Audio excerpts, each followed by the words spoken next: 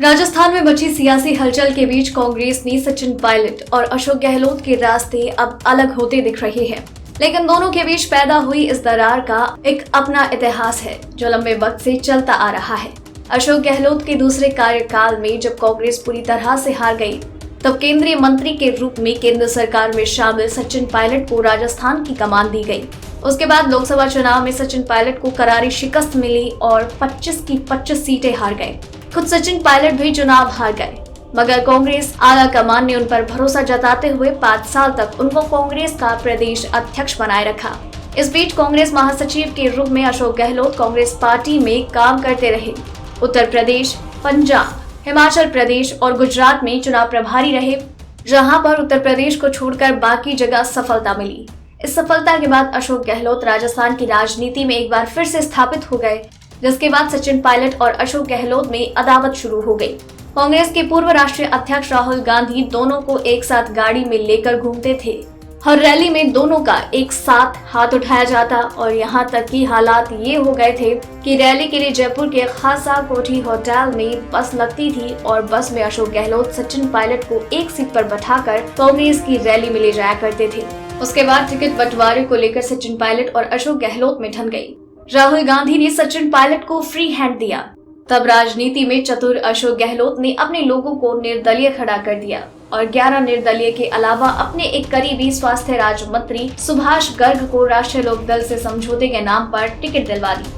कांग्रेस जब बहुमत से एक सीट कम रह गई तो अशोक गहलोत ने 13 निर्दलीय और राष्ट्रीय लोकदल के विधायक के साथ कांग्रेस आला कमान को अपनी ताकत दिखाई और इस बीच सचिन पायलट के कई करीबी चुनाव हार गए। बस यही से पूरी कहानी पलट गई। कहते हैं कि राहुल गांधी आखिरी दम तक कोशिश करते रहे कि सचिन पायलट को मुख्यमंत्री बनाया जाए।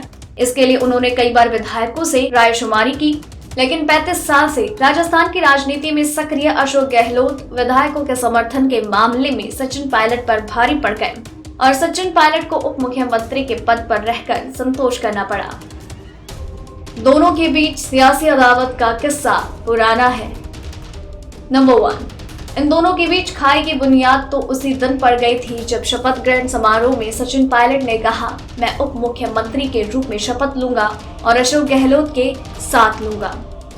नंबर 2, फिर जब मंत्रियों को शपथ दिलाई जाने लगी तो राजभवन में सचिन पायलट ने कहा, मेरी भी कुर्सी राज्यपाल के बगल में लगेगी जहां पर मंत्री शपथ ले रहे हैं।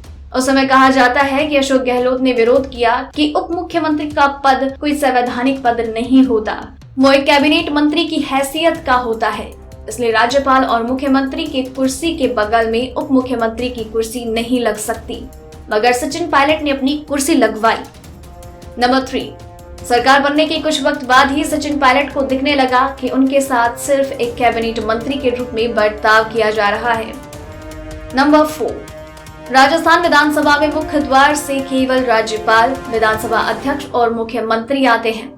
उप मुख्यमंत्री सचिन पायलट उसी रास्ते से पहली बार जब विधानसभा शुरू हुई तो एक दिन तो वो आए, लेकिन दूसरे दिन जैसे ही वो आए तो विधानसभा के मास्टर ने उन्हें रोक लिया और कहा कि आप विधायकों और मंत्रियों के रास्ते से आइए। सचिन पायलट जिद पर अड़ गए तो अशोक गहलोत ने उन्हें आगंतुकों के रास्ते से आने का प्रावधान कर दिया, यानी बीच का रास्ता निकाला गया कि ना तो मुख्यमंत्री के रास्ते से आएंगे और ना हम मंत्रियों के रास्ते से आएंगे, वो दूसरे ही रास्ते से आएंगे। नंबर 5, इसके बाद धीरे धीरे सरकार के फैसलों में सचिन पायलट की हिस्सेदारी कम होती चली गई। धीरे धीरे पायलट के करीबी मंत्री जो भी थे वो अशोक गहलोत के करीबी हो गए और पायलट हंसिए पर आ गए। नंबर 6, प्रियंका गांधी की राजनीति में एंट्री के साथ ही सचिन पायलट के लिए दुश्वारियां बढ़ गई और अशोक गहलोत 10 जनपद में मजबूत होते चले गए। नंबर 7, इस बीच सचिन पायलट व्यक्तिगत बातचीत में अक्सर बताया करते थे कि 1 साल से ज्यादा हो गया है, अब राहुल गांधी उनसे बातचीत नहीं करते, यानी कांग्रेस में अब उनके पास ना दिल्ली में जगह बची और ना ही राजस्थान में। नंबर 8, राजस्थान में फिलहाल स्थानीय निकाय के चुनाव होने हैं, जिसमें पंचायत से लेकर शहरी चुनाव में टिकट बांटना है। मगर अशोक गहलोत चाहते थे कि सचिन पायलट को प्रदेश अध्यक्ष के पद से हटाया जाए, इसे लेकर पायलट बेहद नाराज थे। नंबर 9, इस बीच इस साल जनवरी से ही सरकार गिराने की साजिश शुरू हो गई थी और इसमें सचिन पायलट के साथ देने के लिए बीजेपी के केंद्रीय नेता शामिल हो गए। अगर आपको ये रिपोर्ट पसंद आई तो उसे लाइक और शेयर करें, साथ ही अपने व्यूज हमें कमेंट करके जरूर बताएं।